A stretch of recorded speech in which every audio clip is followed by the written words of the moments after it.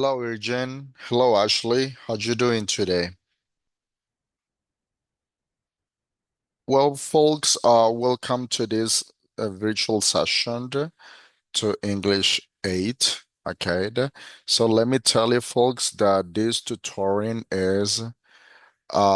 is compounded by the seven virtual sessions, right? From 1 to 6 is gonna be accumulative and accumulative, right? It's gonna be accumulative, and the last session is gonna be the final written exam. Okay. So the objective for this session, folks, for this first session, is to identify the differences between the simple present and present continuous. Okay, and to recognize the main usage, the correct usage of the double-edged questions. Okay. As a warm-up activity, folks, I would like to start with these questions that I would like to listen to you. What do you think? But first of that, let me explain to you which things do we take into consideration for each question. Okay.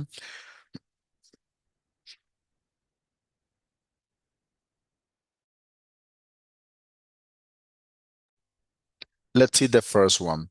What do you usually do in your free time? So for this question, folks, we're gonna describe the things that we do in our spare time, okay? Don't forget that is free time means tiempo libre. So the things that you usually do. For example, if you listen to music, if you um if you rest at home, if you stayed at home, if you like to cook, etc. Okay, all of the things that we're gonna use that you normally do in your free time. Okay, and the second question, folks, what are you doing these days after classes? Means, what does it mean that you going to describe the things that probably you have been doing during a week where you were taking some classes, okay? Let's see the third one. Do you watch any TV series or movie regularly? Which ones? So, I mean, for the questions, it's just a yes no questions, a yes no type where your answer is gonna be a short answer. Yes, I do, or no, I do not. We're gonna use yes, I do if you watch some TV series, and at the end we got which one. So you have to mention the name of that TV series. But if you don't watch any of them, the short answer is no, I don't. Okay. And the next question, are you watching any series right now? Tell me about it. Means that you have to describe the action that you're doing right now, right? If you're watching the television, so what kind of series you're watching there? So you have to describe the action that you're doing at that moment, okay? And for next question, where do you normally study and what are you studying at the moment? So when we say where do you normally study, the things, the subject or the major that you're studying, okay? So if you're studying accountant, so that you normally study accountant, right? And what are you studying at the moment? Okay, probably you study numbers, okay? And the last question, do you work or study?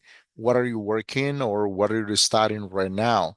So for the first question, folks, do you work or study? As I mentioned before, this is a yes no question. So where we have to answer, where we have to use a short answer, like yes, I do, if you studied, or if you study or if you work. But if you don't work or if you don't study, no, I don't. Okay. And let's suppose that you said, yes, I do. For example, if I ask you, do you study? Yes, I do. So what are you studying right now?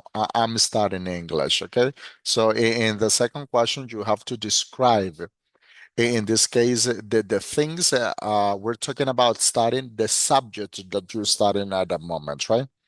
So These are the speaking questions, folks, that I would like to you to practice in your free time, okay? When you got time. So let's see in the grammar section, folks. As I told you at the beginning, we're gonna differentiate, we're gonna identify the differences between the present simple and present progressive. And as you can appreciate on the screen, folks, we got the three most common usage for present simple. Let's see the first one, permanent situations. For example, he lives in a null fire station. So means that probably he have been living there for years, right? Another common usage that we have for present simple is the repeated or habitual actions. My friends often drop by. So when we say the repeated visual actions means, see here we can include the daily routines, okay? And don't forget that daily routines are those things that we do normally, right? Like take a shower, get dressed, to have breakfast, to have lunch, to have dinner, all of this the things that you normally do every single day.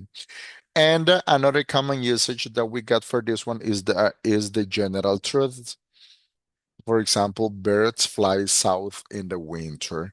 That is related to to the present simple.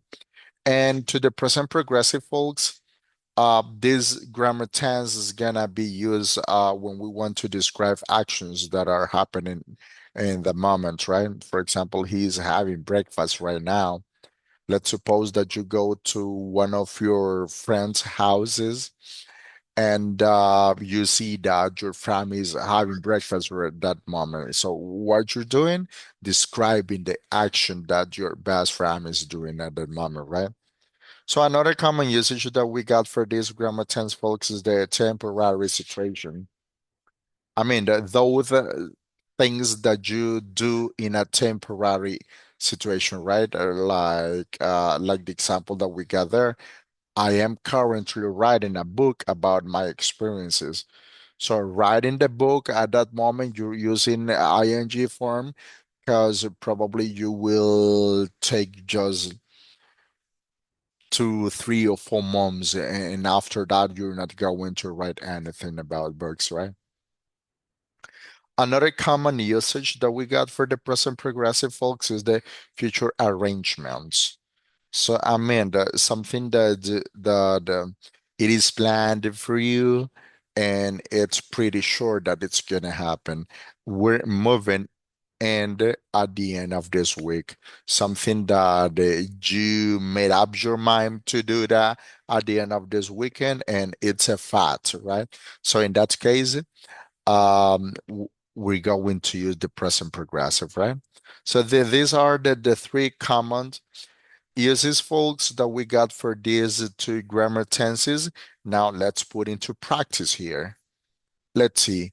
Complete the present simple or the present progressive of the verbs in parentheses. Let's see this conversation. We got, whose coat is this? It's Samantha's. So here we can say that she's staying with us for the weekend. Remember that this one for the weekend, it could be the the time adverb that we're using because we are not living in that at that time, right? So let's see. In here we got really. Where is she? I really want to talk to her and find out how she's. Let's see how she's coping. How she's coping in London. So what we use want, and we not said I'm really wanting. Remember that want is a stative verbs, right? This verb doesn't express an action; it expresses a necessity. So that something important that when we got the present progressive, folks, the present progressive in here, we're going to use all of the dynamic verbs. I mean, the verbs that express an actions, right? That express an action, not a necessity, not a feeling, not an emotion, right? Let's see the other one. She's fine. I think, yeah, we're gonna use a think, a present simple. I think she's getting, let's see, it's she's getting used to her new life. So she also has, she also has part-time, a part-time job. Anyway, you can ask her for yourself. She's making. Okay, so here it's describing an action that is occurring at the moment, right? So we're going to use the present progressive. She's she's making chocolate cake with Patricia in the kitchen. The two of them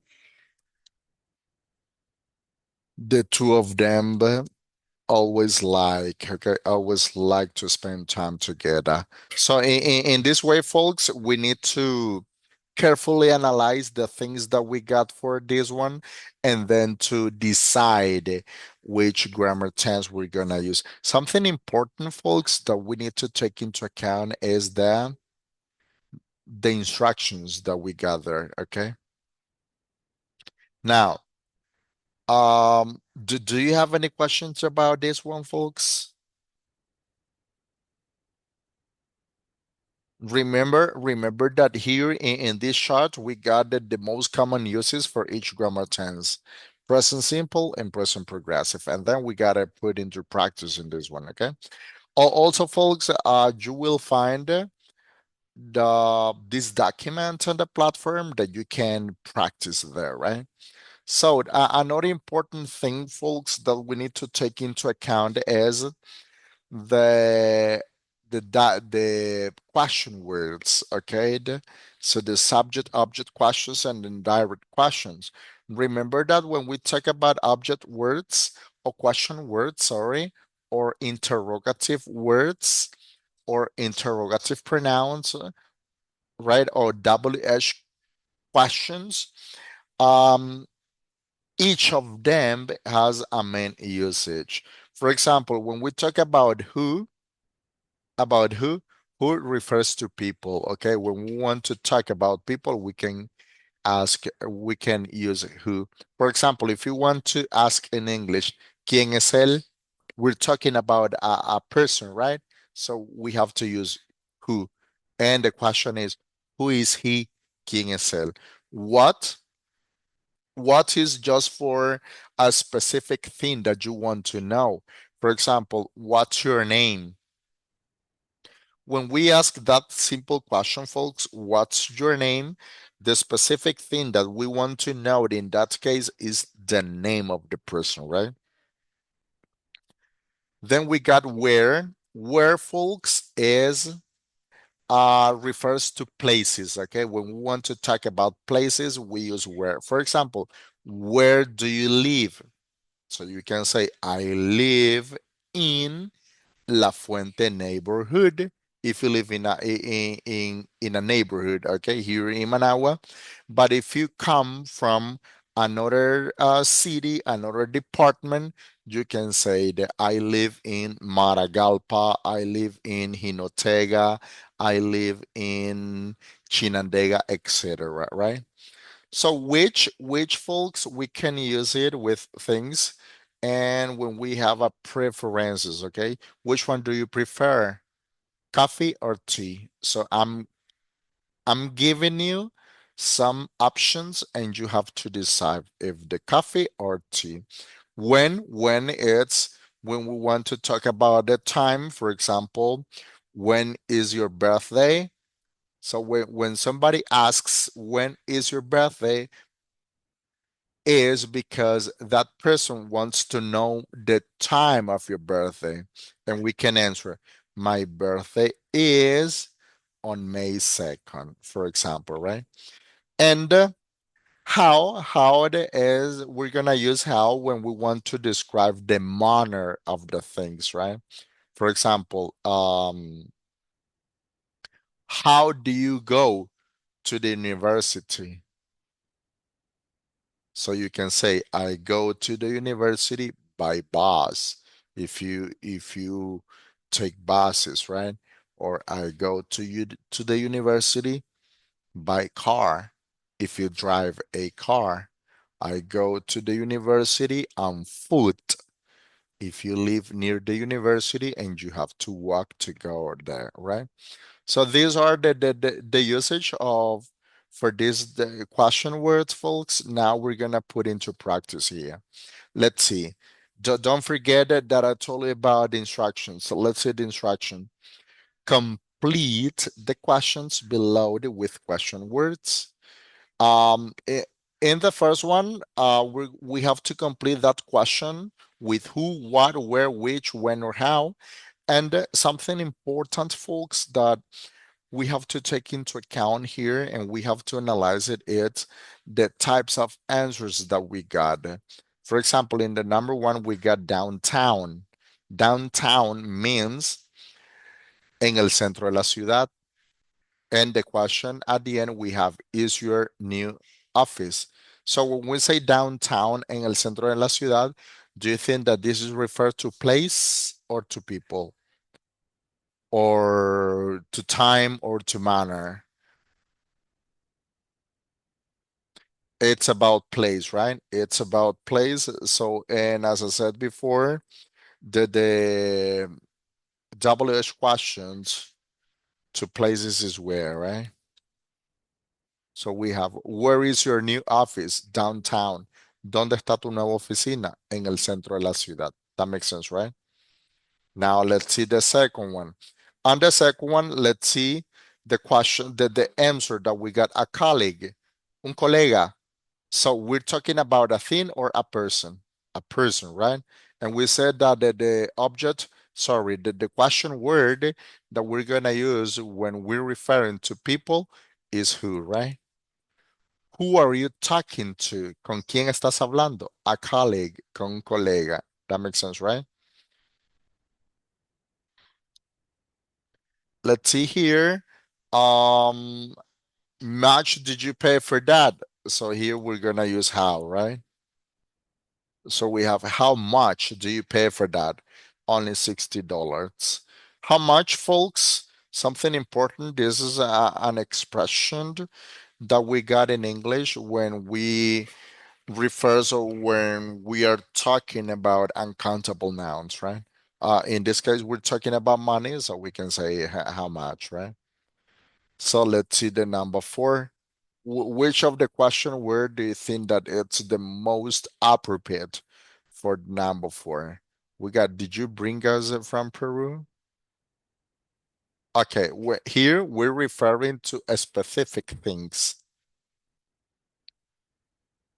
So we use what? What do you bring us from Peru? ¿Qué nos trajiste de Perú? Lots of souvenirs, muchos recuerdos. Okay, good. Now let's see the number five. Far is the airport. So we're describing the manner of something. How far is the airport? Qué tan largo, qué tan distante o qué tan lejano está el aeropuerto? About 10 miles. Unas 10 millas, right? So in this case, folks, we put into practice the question word that I mentioned before. And something important, folks, that we need to take into account is to analyze the context, okay, the context, what is it talking to, and to quite understand the instructions, okay, the clear instructions that we got for each exercises. Okay, good. Now, do you have any question, folks?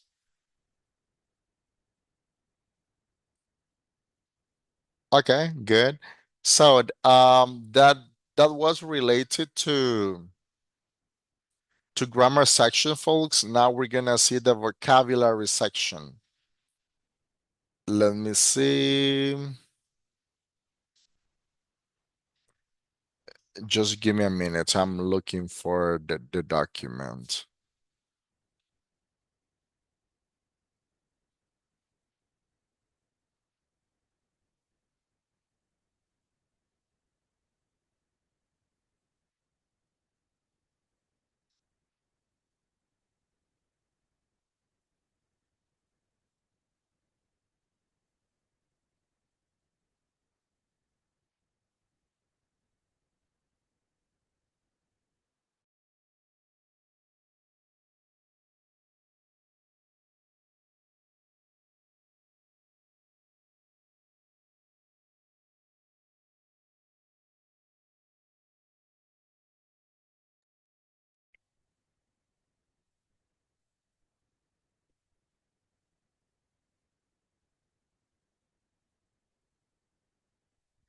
Okay, folks, in the vocabulary section, we're gonna talk about phrasal verb.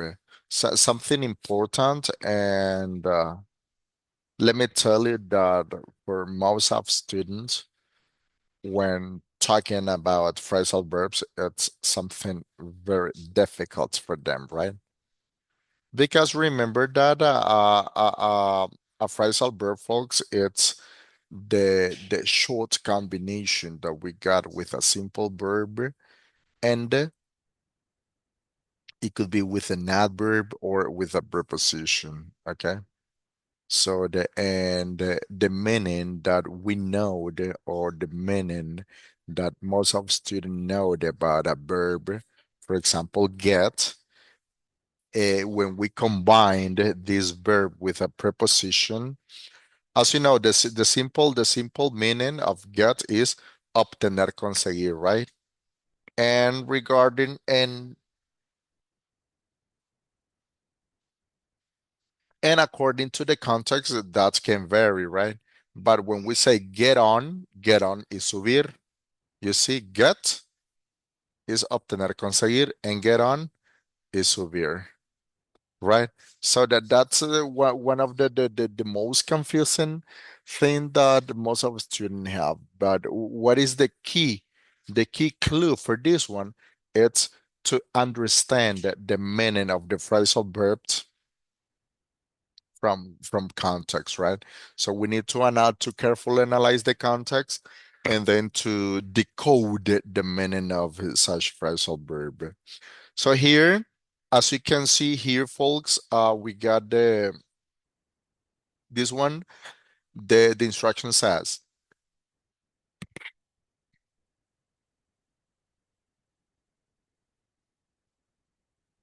read the sentences and match the phrasal verbs in bold with their meaning. Let's see the first one.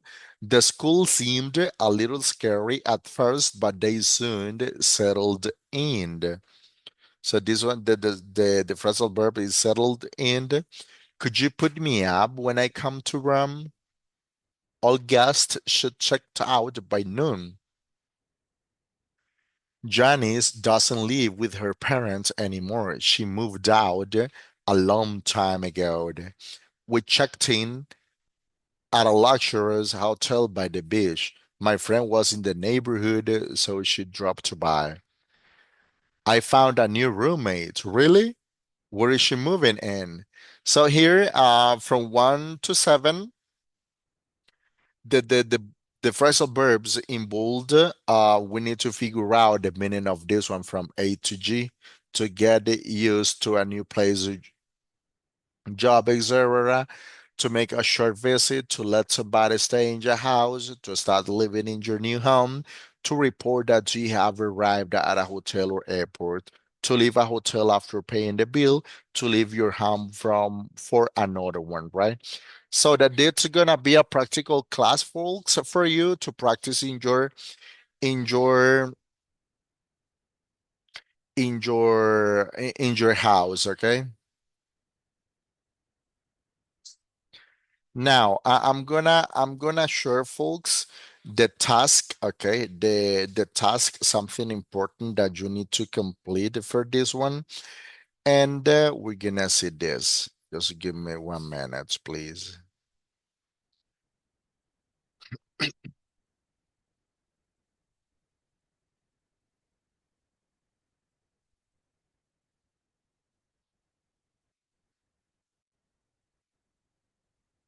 Okay, folks, here, as you can appreciate on the screen, we got the task, okay?